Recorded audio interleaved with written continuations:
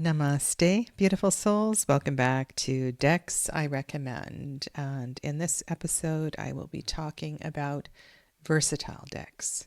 Decks that are great for any kind of reading. And from the prompt by Nova, these are decks that I recommend for handling any type of reading, love, career, shadow work, daily pulls, and everything in between. These decks are reliable, flexible, and reader-friendly. This is the all-rounder that adapts to every situation. And I will endeavor to share with you why these decks remain on my table or close by year-round. And these four decks left to right are the Llewellyn Tarot by Anna Marie Ferguson, the Wildwood Tarot by Mark Ryan and John Matthews with artwork by Will Worthington, Keeper of the Sacred Bee by Kelly Burton, and the Tarot of Pierre, Madenié, and this is an Yves Renaud reproduction. The Llewellyn Tarot has many wonderful qualities. The major arcana in this deck are the most beautiful tarot paintings that I have seen in many, many decks.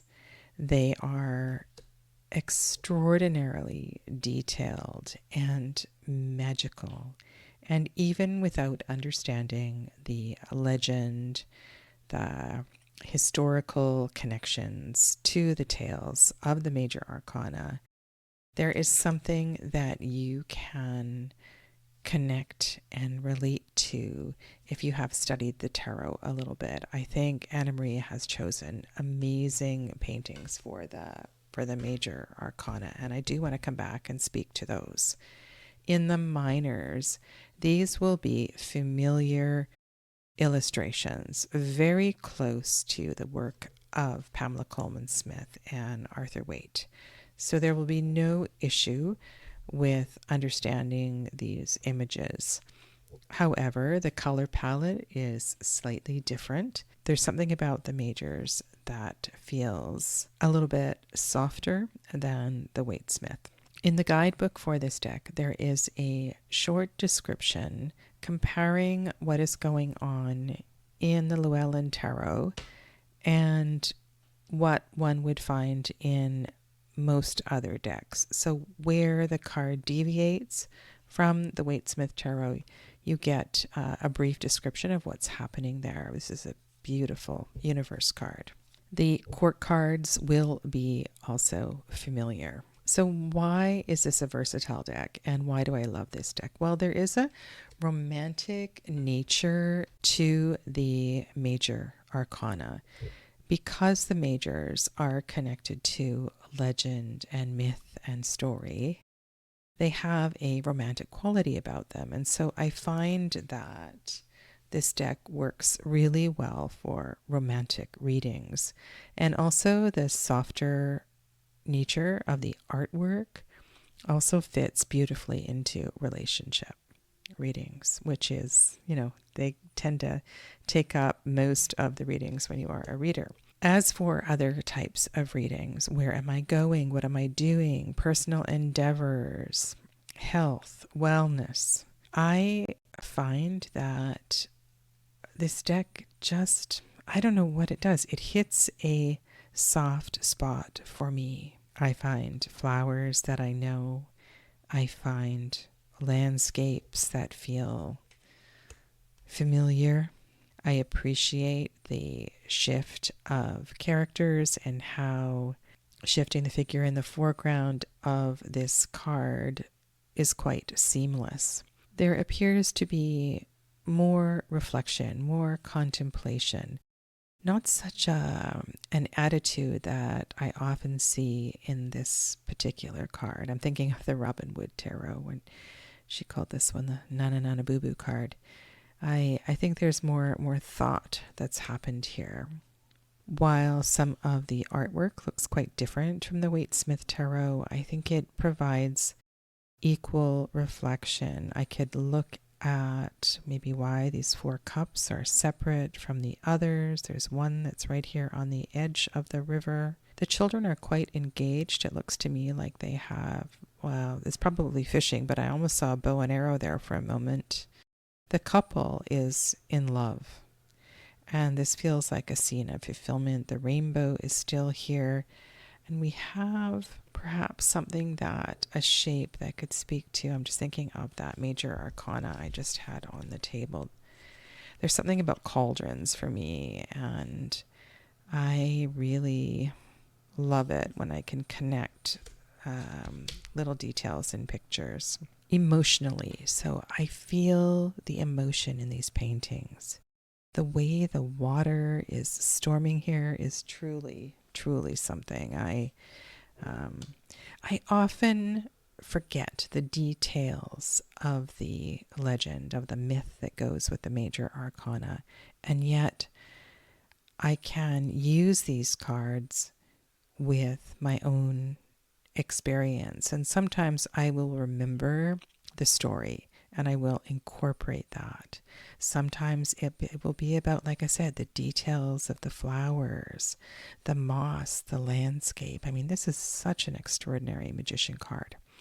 I do have another version of this deck where I cut off the titles and the side borders to make it a little bit smaller. And honestly, I like working equally with the trimmed version and the untrimmed version. And I know a lot of people, actually, I think I cut everything off. So they became quite small cards. And that's in my pile of traveling decks. And we have several changes in perspective. And I think it's good to look at familiar cards from a different angle. I mean, I have decks where the couple here, the mother and son, or the couple are heading into the church, and here it looks as if they're moving away. I also see an anchor here, which is not something you would see in every card. This is a favorite sun card. So much strength, purpose, heart. The guidebook is also really good for this deck. It has given me at different times and I'm talking about the minors. So the minor descriptions are quite short and they're quite familiar, and yet there are sometimes a keyword or two or a different description that helps me to understand the card in a different way. I love this tarot deck. I really do. I think I featured the majors. I did a series a while back where I chose my 5 favorite devil cards, my 5 favorite of each of these cards. And I did it for the majors and the minors. And I know this is one of the decks that I featured in so many videos. You often don't see a bee in the 9 of Cups. And if you have information about the bee, she looks more like a maiden here too. Quite a shift of character in the 9 of Cups from the Waite-Smith Tarot. And I like that. You know, I also have another deck here that does that. And I did include this deck in a previous selection. This is the Madenié Tarot. And this deck also switches up a lot of things that are going on in the minors. And I think it's good for us as readers to see the art from a different perspective.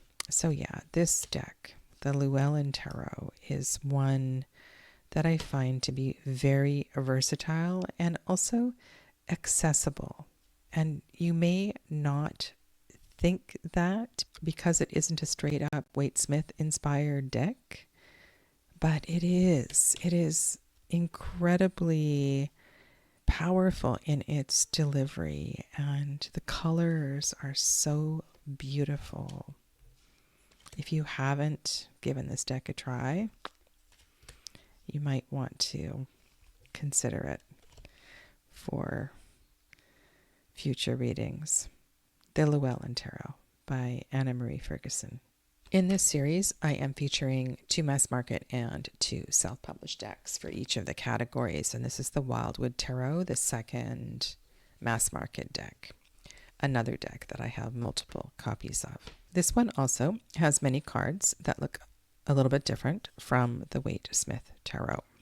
The court cards are animals, and the aces also look a little bit different. They're all connected to life force energy. The ace of fire is spark of life. The ace of air is breath of life. And this one equally is full of passion and energy, and there are so many brilliant connections in this deck among the suits. Before I studied and studied and studied and tried to understand the system and the wheel of life and how it works with this deck, there was something about the paintings and the energy of the cards that I really connected to. I find that this is not just a deck for pulling out on the Sabbats. It has so many more layers than that. And I live in Canada on the West Coast. This is not where I grew up. Perhaps I have ancestral connections to this part of the world. And yet I find a deep affinity to this deck, and I'm fascinated by the reflections and mirrors and relations among certain numbers and things like that. This 10 of bows, 10 of wands is really well done. I love the stairway, and I know other decks have stairs going towards the village or towards the home as well too. The keywords generally work really well in this deck, and some of them you will not understand until you read the guidebook, and the guidebook is extraordinary. It's one of those guidebooks that is just full of wisdom, and I would use the guidebook to understand deeper layers of the tarot. So Ace of Water is the waters of life. Animals, so certain animals appear in multiple cards, and it builds in these brilliant connections. I find a lot of heart in this deck, and different ways to find understanding when we're not just looking at humans all the time. One of the things that's really important in this deck is the connection and the relationship of man to the earth. And Mark Ryan, John Matthews write a lot about our responsibility and how the concept of reciprocity is fundamental to our survival as humans, as evolving beings on this planet. And so one of the things that this deck allows me to do, if I don't remember, and that's often the case, I have a lot of decks where creators have changed things up. And some of them I have worked with for years, and some of them are very new, and this one I know pretty well. But there's always something that I might not quite remember, but I look at this beautiful painting by Will Worthington, and I can see there is a sunrise in the distance, and the otters are coming, if they are otters, they're coming to the water to drink. I can speak about the water emerging from the heart of the earth. There's something about this sacred mound that looks a bit like it was a burial chamber, perhaps. The trees have grown up from there. I don't know, I love just describing and looking at details in artwork.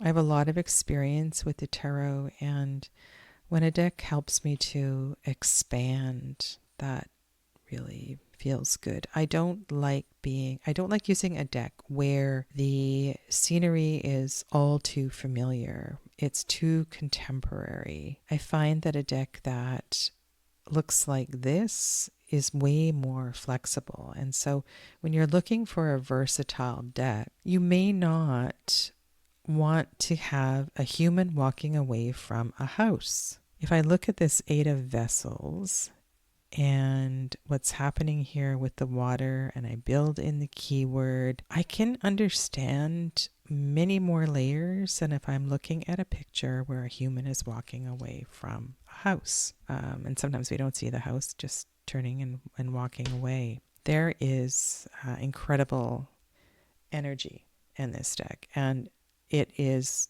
through that use of powerful energy, I feel a lot of emotion here. And this is a water card, and yet it looks like a fire card.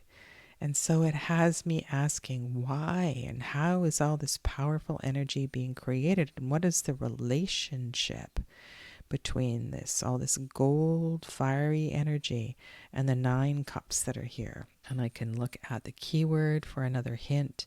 I appreciate this deck so much. If you know some of the habits or the habitats or anything about any of the animals, that of course will be a lot easier for you. But there is great information in the guidebook, and you will remember some of these stories. They will only add layers to your understanding of the court cards.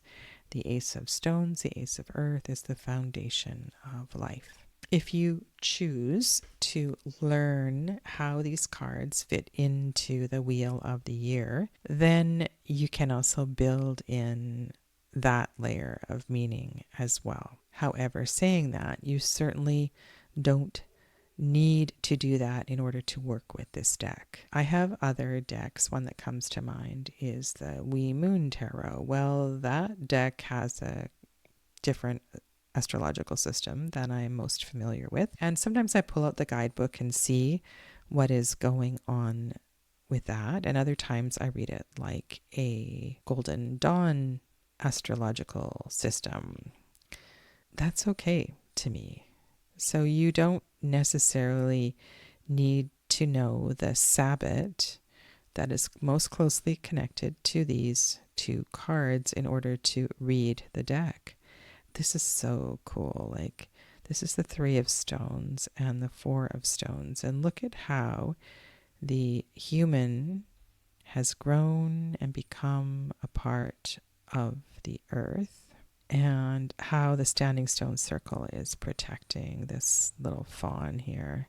Look at the 3, you can see in the distance, there's more information as well too. Something I don't think I've done, I do have a copy of this deck that doesn't have borders, and I'm thinking with that deck, you could, without the borders, you could match up some of the scenes.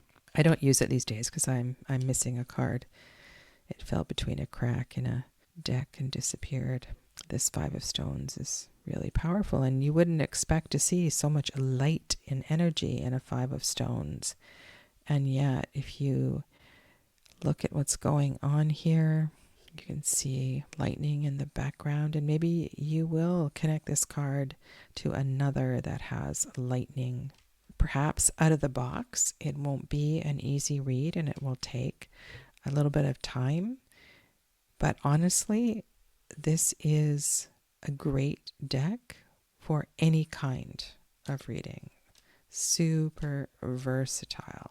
And maybe in its versatility, like one of the things this deck is also great for is meditation. There are 3 guidebooks that come with this deck. There are 3 guidebooks available to study with this deck, and they all provide something different. And in the back of one of them, there are several meditations. One of the layers that adds to the versatility of this deck is the abundance of resources and uses that the creator has provided. I highly recommend the Wildwood Tarot as a most versatile deck. This is Keeper of the Sacred Bee by Kelly Burton. It is a Waite Smith inspired deck, and in this deck you will see keepers of the sacred bee. And so this is a story told through the eyes of beekeepers and our relationship with these very important creatures on this earth. You'll see sacred geometry. Kelly likes to use sacred geometry in her decks, and there is, like in Journey of the Sacred Bee, there's a lot of things that are hidden within, and it might take you some time to see all of the layers in these collages. I find the versatility of this deck is in its Waite Smith-Ness. So it's very familiar. It's very easy to read, and yet it has this other potent layer of beingness. And the colors too. All of Kelly's decks, the colors are extraordinary. So you can build in layers of meaning through your knowledge and relationship with color. If you are familiar with the astrological associations of the Golden Dawn, you will also see those layers here as well too, because Kelly is well versed. Kelly Burton, the creator of this deck, is well versed in that. This is a lunar decan. You can see the strength of the lion here, and something is broken, and yet something is also healing. Really clever how these two wands look like antennae. Sometimes I appreciate the simplicity of a deck with a lot of white space. And other times, deep, saturated colors can tell rich and intricate stories. And in these cards, you will find inspiration from the Arthur Waite and Pamela Coleman Smith deck. And you will also find that Kelly does some of her own takes on the meanings of the cards as well too. This is also a lunar decan. She's included the moon here. When I'm working with decks, I'm always looking at how the sword or wand or cup is positioned.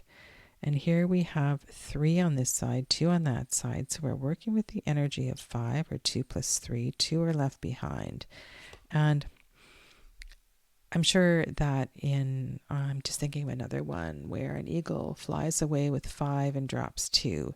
These little layers can help build meaning and story in interpretation of your reading. This to me is an incredibly modern looking 2 of Pentacles. This energy that is being created here, it feels almost like a magician card. Well, it's not the little priestess card, it's the change card, the Jupiter card, the wheel card. So this is the little wheel card. And so that really, I get the power here and the connection to the wheel with all this extra energy that's being created, the centrifugal force. It's just a little bit too orange. Feels more like a Marshall decan than a Jupiter decan. A very strong card. So I like the questions that some of the details in the collage bring forth. This 10 of Cups only has one figure. Lots of bees. We still see the rainbow. And perhaps, like the Wildwood Tarot, there are fewer humans and fewer landscapes that are completely familiar. So it is not saying any one specific thing. It makes it easy to find new understandings, nuances in different readings. It's funny, I almost didn't purchase this deck because I had Journey of the Sacred Bee, which came out first, and then the Oracle deck, and I thought, why do I need 3 Kelly Burton decks? However, I looked at it again and again, and I decided to purchase it, partly to have all of her decks at that time. I know there's one that's in production right now. But when I started working with it and I had it in hand, it really captured something that no other deck that I have does. And I have a lot of Waite Smith inspired decks, and this one is really special.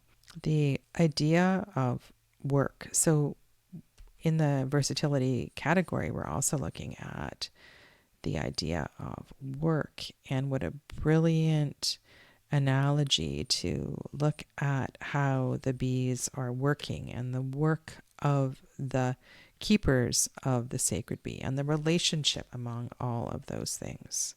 I think it does a really good job. And if I didn't say so already, Kelly's a master at hiding little things in her cards, and you will continue to find new details that you didn't see last year.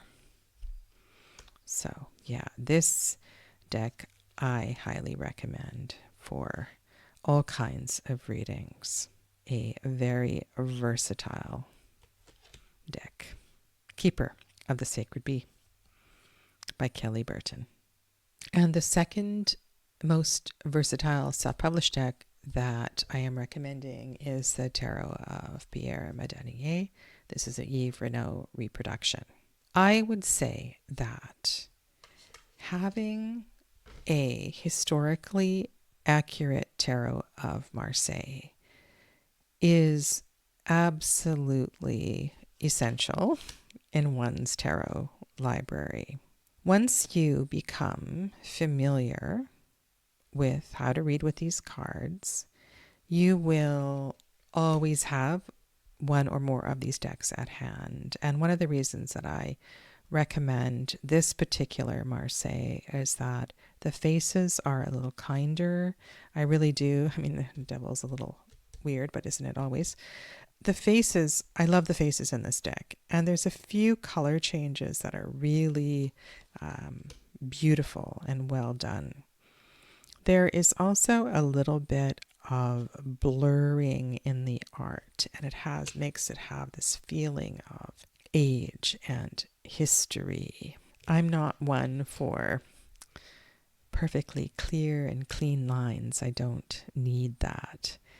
However, in this category, I would say that if you prefer cleaned up decks, that choose one like the Nicholas Conver or something like that. There's lots of decks like this that are a lot cleaner, but this one really is, it's a favorite. So why is this most versatile for all types of readings? Well, as far as relationships and understanding humans, the faces in this particular reproduction or this particular deck are, like I said, a little bit kinder. So it's great for reading about people because there are all kinds of people in the court cards and the majors. The versatility of reading with a Tarot de Marseille in the minor arcana is it gives you time to pause and look at the arrangement of the suit elements, what is going in between, and how that might connect to another card. Why is this one coin being featured in the center? Is it protected? Are you seeing this as three-dimensional? Is it rising up? I love how the minors get me to ask so many questions. The Three of Cups arrangement is in the shape of the blade. It's in the masculine shape. So why in the Three of Cups are the cups not in the vessel shape? And we do see that one here sort of is the one that is above. And these are all kinds of questions that I think about when I'm reading with the Tarot of Marseille. And you can see here, like the faces are clear and kind, and they look more human than in a lot of Tarot de Marseille decks. I love the Marseille Hermit, the way it fills up most of the space in the Hermit card. Versatility. So versatility in this deck, we're looking at a limited number of colors. And you will always have an opportunity to look at layers of meaning through color and how the colors are showing up in a reading. In this Tarot of Marseille, there's no drastic changes that have been made. So this is a traditional Tarot of Marseille style. And another versatility in using a deck like this is that once you become familiar with the system, you begin to inquire in different and new ways to how you might have interpreted the Seven of Swords before if you were only using illustrated Waite-Smith inspired decks. There's something quite beautiful in this harmony and balance of 3 and 3 and 1 piercing through this pattern. So I find that in looking at patterns we can begin to find more answers and more connections.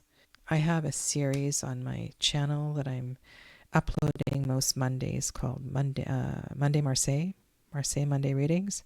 And what I'm attempting to do in those readings is to show you how you can make reading the Tarot of Marseille your own.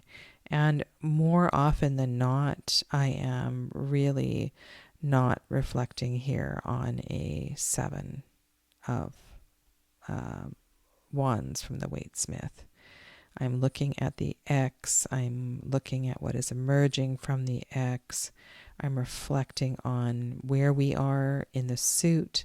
I'm looking at the power of the element, and in terms of the other cards, what is this? What is this saying? So I find the Tarot of Marseille very versatile.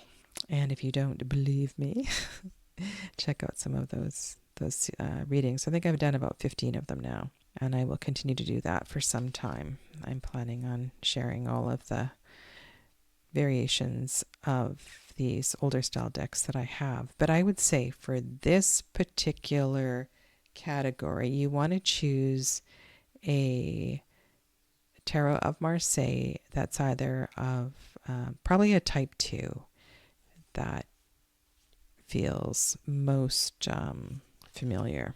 I strongly recommend the Tarot of Pierre, Madenié as a most versatile deck. And here you have the moon cards from the 4 decks that I have just shown you. The Llewellyn Tarot by Anna Marie Ferguson. The Tarot of Pierre Madenié, Reproduction by Yves Renaud. Keeper of the Sacred Bee by Kelly Burton.